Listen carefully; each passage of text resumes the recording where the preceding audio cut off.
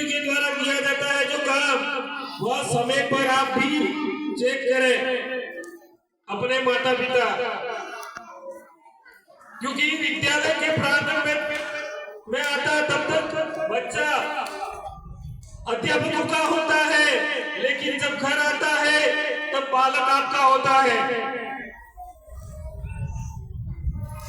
क्योंकि यहाँ जितने भी बैठे हैं मैं इस लोगों को जानता हूँ, बहुत कम बातें मैंने पढ़ी लिखी होगी, लेकिन कोई को जो 8वीं या 5वीं तक तो पढ़ी होगी।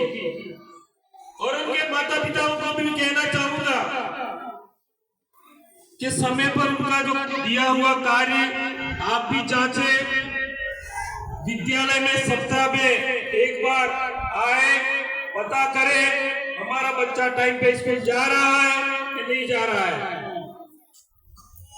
अगर आप समय समय पर अपने बच्चे का आकलन नहीं करेंगे तो आपके बच्चे का सर्वांगीण विकास नहीं हो सकता है।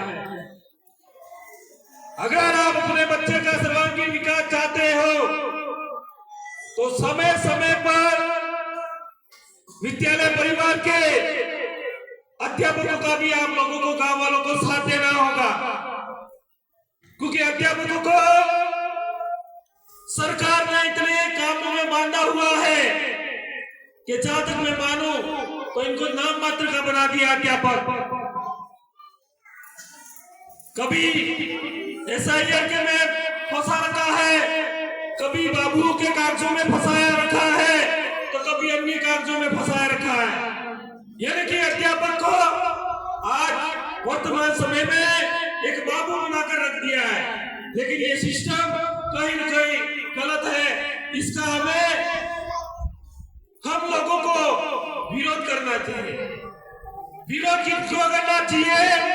गांव में जितने भी हम इन बच्चों के माता पिता हैं, हमें कहीं न कहीं कलम के माध्यम से SDM हो, कलेक्टर हो या देश राज्य का शिक्षा मंत्री हो, उनको कलम के माध्यम से, कानून के माध्यम से सिखाया जाए या हमारी बात पहुंचाई जाए।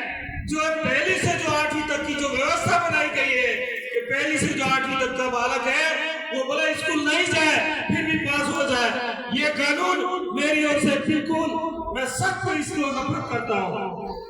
क्योंकि अगर ये कानून व्यवस्था बंद हो जाए और सही तरह से बच्चों को पढ़ाने के लिए पहली से 8वीं तक अगर बच्चा फेल होता है तो बच्चे में कहीं कहीं भय रहेगा, और भय के माध्यम से बच्चा भी पढ़ेगा और अपने माता पिता भी अवेयर रहेंगे। ज्यादा बात न कहकर आज के दिन भारत का संविधान लागू हुआ था 26 जनवरी 1950 को।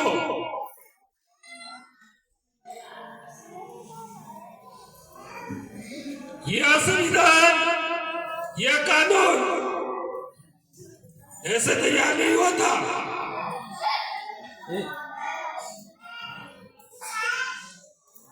यह संविधान कहीं कहीं हमारे पूर्वजों ने या हमारे पुरखों ने जान गंवाई थी, तब जाके ये कानून व्यवस्था बनी। तो मैं बाबा साहब के बारे में एक लाइन कहना चाहूंगा कि उन्होंने भारत का संविधान लिखने में अहम भूमिका निभाई थी।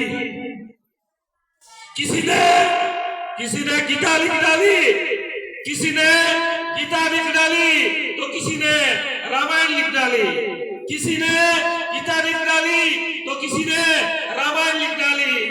और ये बहुत शख्स है जिन्हें स्कूल से बाहर किया, फिर भी इन्होंने देश का संविधान लिख डाला। जिन्हें स्कूल से बाहर कर दिया गया लेकिन उन्हें देश का संविधान लिख दिया।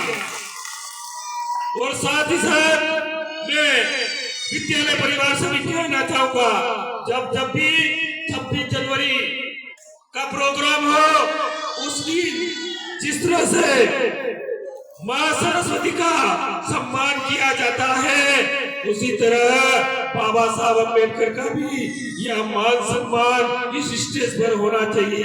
क्योंकि उनकी बदौलत से मैं भी अगर यहाँ पर बोल रहा हूँ, इनकी बदौलत से बोल रहा हूँ।